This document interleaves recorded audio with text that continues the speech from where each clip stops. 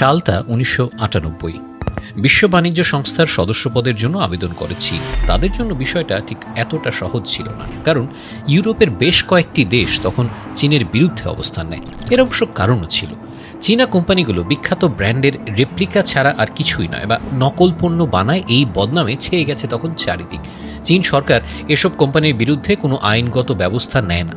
সেই সময় চীনের পক্ষে দাঁড়িয়ে সেই দেশগুলোর রাগ ভাঙিয়েছিলেন তৎকালীন আমেরিকান প্রেসিডেন্ট বিল ক্লিন্টন। কিন্তু ক্লিন্টন যদি জানতেন বছর 20 মধ্যেই বৈশ্বিক অর্থনীতিতে তার দেশকে পেছনে ফেলে সুপার জায়ান্ট হবার দৌড়ে এগিয়ে যাবে চীন, এই কাজটা হয়তো তিনি করতেন না কখনো।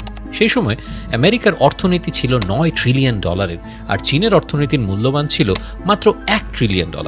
9 গুণ পিছিয়ে থাকা একটা দেশের সঙ্গে কোনো প্রতিযোগিতাই নেই, এমনটাই হয়তো ভেবেছিলেন ক্লিন্টন। কিন্তু সেটা যে কত বড় ভুল ধারণা ছিল, সেটা এখন আমেরিকানরা জানে হারে হারে।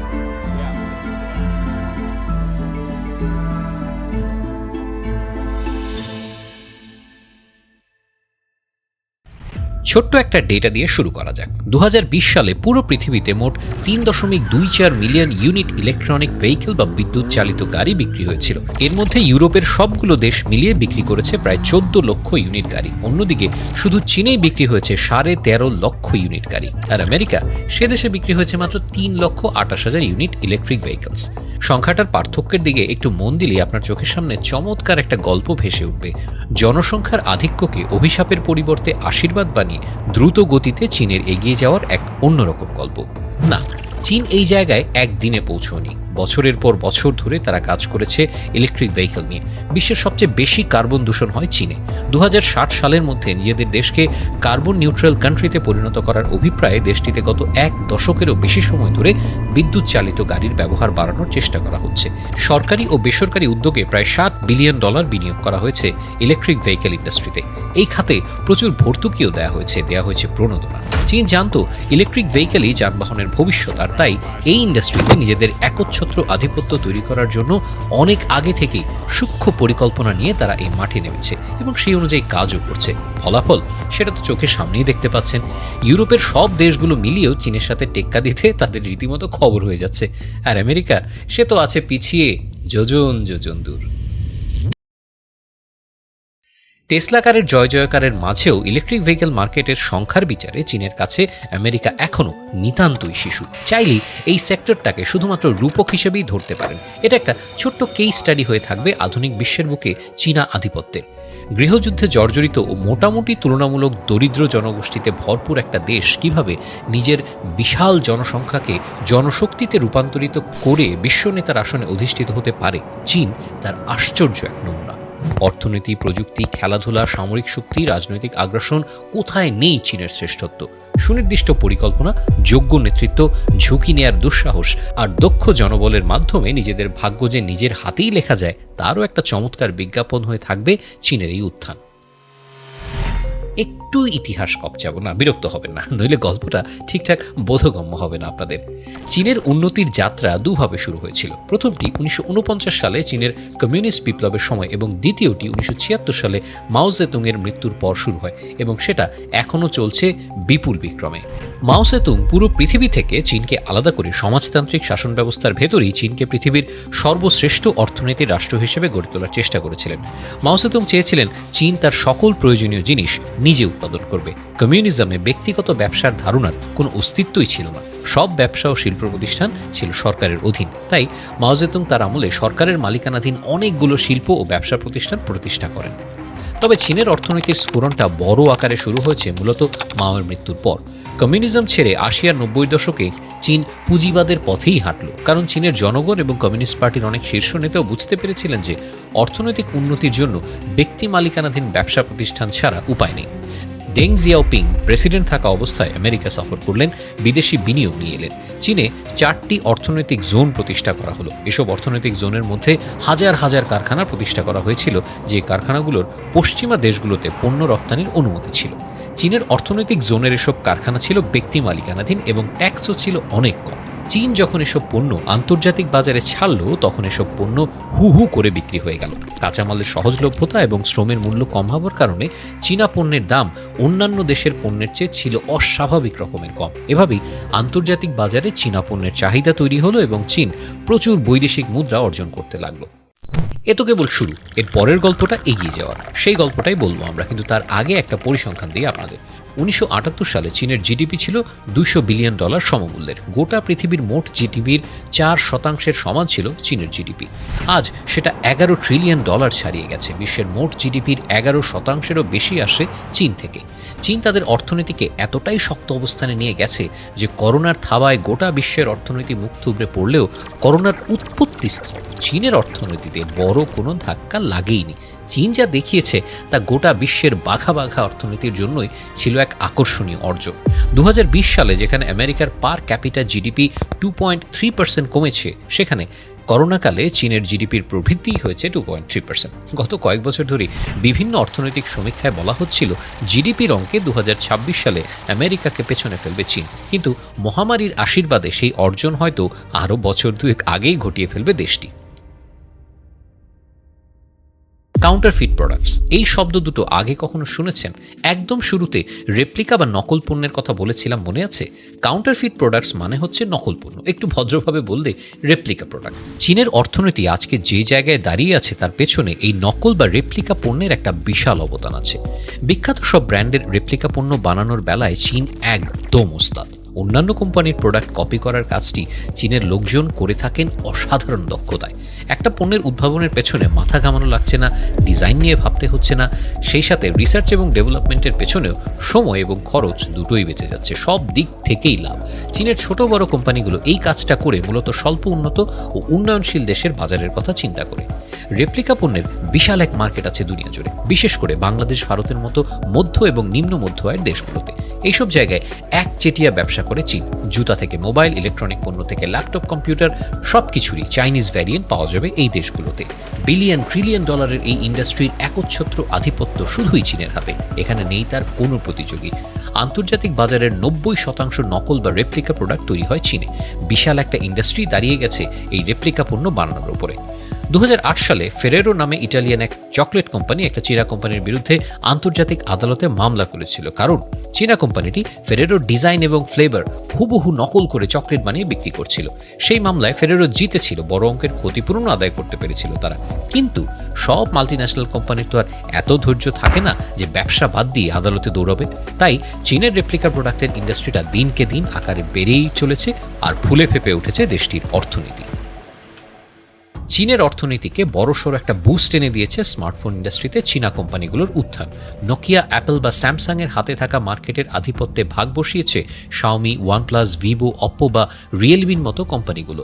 প্রায় সেম কনফিগারেশনের ফোন অর্ধেক দামে ভোক্তার হাতে তুলে দেওয়ার মাধ্যমে এই বাজার দখল করেছে তারা। শুধু তাই নয়, ম্যানুফ্যাকচারের খরচ কমাতে স্যামসাং এবং অ্যাপেলও চীনে কারখানা স্থাপন, চীনের তৈরি পণ্য ব্যবহার করছে নিজেদের প্রোডাক্টে। দক্ষ জনবল এবং শ্রমের মূল্য তুলনামূলক কম হওয়ায় প্রোডাকশনের খরচও কমেছে ব্র্যান্ডগুলোর। আর বাড়তি লাভের আশায় তারা আমেরিকা বা কোরিয়ার বদলে চীনে বিনিয়োগ করেছে। সেটাও চীনের অর্থনীতির পালে দিয়েছে এক জোরালো হাওয়া।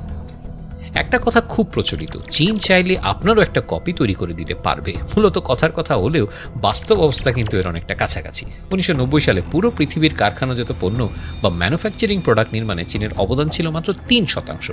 2020 সালে এসে সংখ্যাটা দাঁড়িয়েছে 27%। অর্থাৎ পুরো পৃথিবী জুড়ে যত ম্যানুফ্যাকচারিং প্রোডাক্ট উৎপাদন হয় তার 4 ভাগের 1 ভাগ চীন একাই উৎপাদন করে। এসব পণ্যের মধ্যে কাপড়, মোবাইল, কম্পিউটার, ইলেকট্রনিক পণ্য, গৃহস্থালী জিনিসপত্র থেকে গাড়ি, বিমান, এমনকি স্পেসশিপও আছে। পুরো পৃথিবীর মোট উৎপাদিত এয়ার কন্ডিশনের 80% শুধুমাত্র চীনে উৎপাদিত হয়। এছাড়াও পৃথিবী জুড়ে মোট উৎপাদিত মোবাইল ফোনের 70%, জুতার 60%, সোলার সেল বা সৌর বিদ্যুতের সেলের 74%, সিমেন্টের 60%, জাহাজ নির্মাণের 45% এবং স্টিলের 50% চীন একাই উৎপাদন করে। ভেবে দেখুন সংখ্যাটা কি বিশাল রকমের বড়।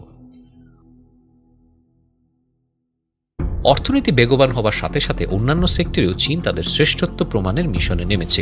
চাইলে অলিম্পিককেই উদাহরণ হিসেবে ধরতে পারেন। ডাটা ঘেটে দেখুন ৮০ বা ৯০-এর দশকে অলিম্পিকে চীনের অবস্থান ছিল কোথায়? বেশিরভাগ সময় সেরা ৩-এর অনেক বাইরে। আর এখন চীন প্রতিটা অলিম্পিকে শ্রেষ্ঠত্বের জন্য লড়াই করে। চীনের অ্যাথলিটরা স্বর্ণ পদকটাই জিততে চান, রূপা কিংবা ব্রোঞ্জ জয়টাকে তারা ভাবেন ব্যর্থতা। আমেরিকার একক শ্রেষ্ঠত্বকে এখানেও চ্যালেঞ্জের মুখে ফেলেছে চীন। ২০০৮ সালে নিজেদের দেশে অনুষ্ঠিত অলিম্পিকে তারা সবচেয়ে বেশি স্বর্ণ জিতছিল। কিছুদিন আগে শেষ হওয়া টোকিও অলিম্পিকেও একটুর জন্য সফলতম দেশ হতে পারেনি তারা। আমেরিকার চেয়ে তাদের স্বর্ণপদকের সংখ্যা কম ছিল কয়টি জানেন? মাত্র একটি। চীন ভালো করেই জানে আর্টিফিশিয়াল ইন্টেলিজেন্স বা এআই হচ্ছে ভবিষ্যৎ, আর তাই এই বাজারটা দখলের প্রতিযোগিতায় নেমেছে বেইজিং। দেশটির প্রায় ২০টি প্রদেশের উৎপাদনশীল কারখানাগুলোতে কৃত্রিম বুদ্ধিমত্তার ব্যবহার শুরু হয়েছে। প্রকাশ করা হয়েছে আর্টিফিশিয়াল ইন্টেলিজেন্সের আলাদা নীতিমালা। ২০১৬ সালে এআই এর উপর ভিত্তি করে ১৫০০ নতুন কারখানার যাত্রা শুরু হয়েছে। প্রায় $১০০ বিলিয়ন ব্যবসা হয়েছে এই শিল্পে। কৃত্রিম বুদ্ধিমত্তা সম্পন্ন রোবট, ড্রোন বা যাত্রীবাহী কার রপ্তানিতে এখন ১ নম্বরে আছে চীন। মহাকাশ গবেষণাতেও পিছিয়ে নেই তারা। যাদের যে অংশটি পৃথিবী থেকে কখনোই দেখা যায় না সেই দূরবর্তী দিকে এই প্রথম একটি রোবট চালিত মহাকাশযান নামিয়েছে চীন। মঙ্গল গ্রহে সফলভাবে মহাকাশযান অবতরণ করাতে পেরেছে তারা। এতদিন পর্যন্ত শুধু যুক্তরাষ্ট্র সফলভাবে মহাকাশযান অবতরণ করাতে পেরেছিল। চীন পৃথিবীর দ্বিতীয় দেশ হিসেবে মঙ্গলে নিজেদের অস্তিত্ব জানান দিয়েছে। মহাকাশে এখন একমাত্র একটি স্পেস স্টেশন আছে, আমেরিকার বানানো সেই আন্তর্জাতিক মহাকাশ স্টেশনটি, যেটা চীনকে ব্যবহার করতে দেয়া হয় না। চীন তাই মহাকাশে স্থায়ী স্টেশন বানানোর কাজ নিজেরাই শুরু করে দিয়েছে। পৃথিবীর সর্ববৃহৎ সোলার বিদ্যুৎ প্রকল্পটিও বানিয়েছে চীন নিজেদের দেশে। শুধু শিল্প নয়, কৃষিতেও চীনের মুখাপেক্ষী গোটা বিশ্ব। ২০০০ সালের পর থেকে মানুষের প্রয়োজনীয় সবুজ পণ্য সবচেয়ে বেশি উৎপাদন করেছে চীন। বর্তমান বিশ্বের ২২% মানুষের উদরপূর্তির কাজ করছে চীনের কৃষি উৎপাদন। সময়ের সাথে সাথে চীন তাদের সামরিক শক্তিও বৃদ্ধি করেছে বহুগুণে। তার জলজ্যান্ত প্রমাণ হয়ে আছে গত বছর লাদাখে ভারতীয় সেনাদের সাথে চীনের সেনাদের মুখোমুখি সংঘর্ষের ঘটনাটি। ভারতের প্রায় ২৩ জন সেনাকে হত্যা করে ভারতীয় লাইন অফ কন্ট্রোলের ভেতরে ঢুকে বেশ কয়েক কিলোমিটার এলাকা দখল করে নিয়েছিল চীনের সেনাবাহিনী। সামরিক বা কূটনৈতিক প্রতিবাদ তো দূরে থাকুক, বেইজিংয়ের বিরুদ্ধে অফিসিয়ালি একটা টু শব্দও করেনি দিল্লি। অত্যাধুনিক সমরাস্ত্রে সজ্জিত চীনের সেনাবাহিনী যে কোনো দেশের জন্যই বিরাট একটা হুমকির নাম। বিশেষ করে শি জিনপিং চীনের রাষ্ট্র ক্ষমতায় বসার পর অর্থনৈতিক উন্নতির পাশাপাশি সামরিক শক্তি বৃদ্ধির দিকেও যথেষ্ট গুরুত্ব দিয়েছেন। স্থল, জল কিংবা আকাশ, যে কোনো জায়গায় চীনের বিরুদ্ধে লাগতে যাওয়া এখন একটা বিরাট বোকামিরই নামান্তর। চীনের এই অভাবনীয় অগ্রগতির পেছনে আছে সে দেশের স্থিতিশীল রাজনৈতিক অবস্থা। চীনের সরকারের নীতিমালা প্রচণ্ড ব্যবসা বান্ধব। নতুন উদ্যোক্তাদের এখনও সেখানে নানা ধরনের প্রণোদনা দেওয়া হয়, ভ্যাট ট্যাক্স এবং বিভিন্ন চার্জও মওকুফ করা হয়। ইনফ্রাস্ট্রাকচারের দিক থেকে চীন বিশ্বের বুকে অনুকরণীয় এক আদর্শ। চীনের শ্রমিকরা অন্যান্য যে কোনো দেশের শ্রমিকদের চেয়ে বেশি প্রোডাক্টিভ। কারিগরি শিক্ষার মাধ্যমে তাদের কাজ করার দক্ষতা এবং ম্যানেজমেন্ট স্কিল দুটোই বাড়ানো হয়। বিশ্ববিদ্যালয় শিক্ষার পাশাপাশি কারিগরি শিক্ষাও কতটা গুরুত্বপূর্ণ সেটা চীন আমাদের চোখে আঙুল দিয়ে দেখিয়ে দিয়েছে। বিশ্বব্যাংকের হিসাব অনুযায়ী চীন ১৯৭৮ সাল থেকে মার্কেট বেসড ইকোনমি হিসেবে যাত্রা শুরু করার পর থেকে তাদের ৮০ কোটির বেশি জনগণকে দারিদ্র্য সীমা থেকে মুক্ত করতে পেরেছে। অন্যান্য দেশ পরিকল্পনা সাজায় ৫ থেকে ১০ বছরের হিসেব মাথায় রেখে, চীন পরিকল্পনা সাজায় ২৫ থেকে ৫০ বছরের হিসাব কষে। এ কারণে চীনের গ্রোথ রেশিও অন্যান্য যে কোনো দেশের তুলনায় অনেক ভালো। শ্রীলঙ্কার হাম্বানটোটা বন্দরের গল্পটা কি আপনারা জানেন? শুরু থেকে বলি তাহলে। চীনের একটা কোম্পানি শ্রীলঙ্কা সরকারের সাথে হাম্বানটোটায় বন্দর বানানোর চুক্তি করে। লঙ্কান সরকারকে কোনো টাকাই নগদে দিতে হবে না, ঋণ হিসেবে তারা বছর বছর ফেরত দিলেই হবে, এমনটাই ছিল চুক্তি। কিন্তু বন্দরের কাজ যখন প্রায় শেষ হয়ে এসেছে তখন কোম্পানিটি টাকা পরিশোধের জন্য চাপাচাপি শুরু করলো শ্রীলঙ্কা সরকারকে। শ্রীলঙ্কার তখন $১১০ কোটি ঋণ পরিশোধের সামর্থ্য নেই। তখন চীন সরকার এলো মঞ্চে। তারা দুই পক্ষের মধ্যে মধ্যস্থতা করলো। কি সেই মধ্যস্থতা? চীনের সেই কোম্পানিটি ৯৯ বছরের জন্য হাম্বানটোটা বন্দরের মালিকানা পাবে, অর্থাৎ শ্রীলঙ্কার সরকার ঋণের বদলি হিসেবে হাম্বানটোটা বন্দরকে ৯৯ বছরের জন্য লিজ দেবে চায়না মার্চেন্টস পোর্ট হোল্ডিংসের নেতৃত্বাধীন একটি ভেঞ্চার কোম্পানির কাছে। শ্রীলঙ্কার শহর, শ্রীলঙ্কার বন্দর, অথচ সেটার মালিক হয়ে গেল চীন। কৌশলটা দেখলেন? নাম্বার 1 হবার পথে চীন যে শুধু আঙুল সোজা করেই হাঁটছে তা কিন্তু নয়, দরকারে আঙুল বাঁকাও করছে। কেনিয়া থেকে মিয়ানমারে চীনের প্রেসিডেন্ট শি জিনপিংয়ের বেল্ট অ্যান্ড রোড উদ্যোগ নিয়ে বিশ্বব্যাপী যে সমালোচনা হয়েছে তার উজ্জ্বল উদাহরণ হচ্ছে হাম্বানটোটা বন্দরটি। বিশ্বের দরিদ্র অর্থনীতিগুলোকে ঋণ ফাঁদে আটকানো হচ্ছে, এরকম অভিযোগ রয়েছে চীনের বিরুদ্ধে। এই যে চীন বিভিন্ন দেশকে কোটি কোটি ডলার অর্থ সহায়তা দেয়, চীনের অর্থায়নে ব্রিজ, কালভার্ট, সেতু কিংবা বড় বড় প্রজেক্ট হয়, তাতে চীনের স্বার্থ কী? সামান্য একটা সুদের পার্সেন্টেজ? মোটেও না। চীন ঋণের জালে ফেলে এই দেশগুলোকে হাতের মুঠোয় রাখে, দরকারে দখল করে। কৌশলগত দিক থেকে ভারত মহাসাগরে হাম্বানটোটা বন্দরের গুরুত্বটা কিন্তু অপরিসীম, আর তাই এই বন্দর দখল করতে এই ছলনার আশ্রয় নিয়েছে চীন। আগামী কয়েক বছরে এশিয়া এবং আফ্রিকার আরও একাধিক জায়গায় এমন ঘটনা কিন্তু ঘটতে পারে। শেষ করতে চলেছি আজকের পর্ব। চীনে ফেসবুক, গুগল বা অ্যামাজনের মতো বিশাল সব স্টার্টআপ অথবা জায়ান্ট কোম্পানি খুব বেশি নেই ওয়াল স্ট্রিটের মতো ইকোনমিক জোন, কিন্তু বিলিয়নারের সংখ্যায় আমেরিকাকে চোখ রাঙাচ্ছে তারাও। 40-এর দশকে পৃথিবী বিশ্বযুদ্ধ দেখেছে, 60 আর 70-এর দশকে দেখেছে কোল্ড ওয়ার, আর এখন চলছে অর্থনৈতিক যুদ্ধ, প্রযুক্তির যুদ্ধ। যে এগিয়ে থাকবে সেই জয়ী। সেই দৌড়ে চীন লিড নিয়ে নিয়েছে, ইতিমধ্যেই পিছিয়ে পড়েছে আমেরিকা। সোভিয়েত ইউনিয়নের পতনের পর দুনিয়ার বুকে খুব গুরুত্বপূর্ণ একটা ঘটনা ঘটে চলেছে বেশ নীরবে, যেই ঘটনাটা আজ থেকে 20-30 বছর পর হয়তো ইতিহাসের পাতায় ঠাঁই পাবে, আমেরিকাকে হটিয়ে সুপার জায়ান্ট হয়ে চীনের আত্মপ্রকাশ হিসেবে। আমরা হয়তো ভীষণ ভাগ্যবান পৃথিবীর ইতিহাসের এই গুরুত্বপূর্ণ পালাবদলের সাক্ষী হতে পেরেছি সেই জন্যই।